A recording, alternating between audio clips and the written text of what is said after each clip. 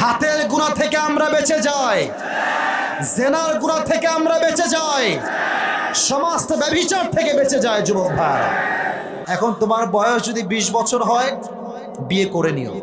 যদি 21 হয়, করে নিও, বাট মানুষটা সঠিক হওয়া লাগবে। বিয়ের জন্য পারফেক্ট বয়স হচ্ছে তখন যখন জীবনের সঠিক মানুষ তুমি পাবা।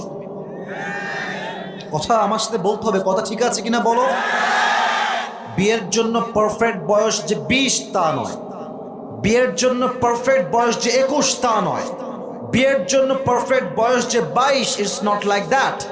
যতক্ষণ পর্যন্ত সঠিক মানুষ না পাবো, ভুলভাল মেয়েকে বিয়ে করলে নিজেও ধ্বংস হবা, পরিবারটাও ধ্বংস হয়ে যাবে। যুবক ভাই, বিয়ের জন্য পারফেক্ট এজ হচ্ছে নিজের মনের মতো একজন মানুষ খুঁজে পাওয়া।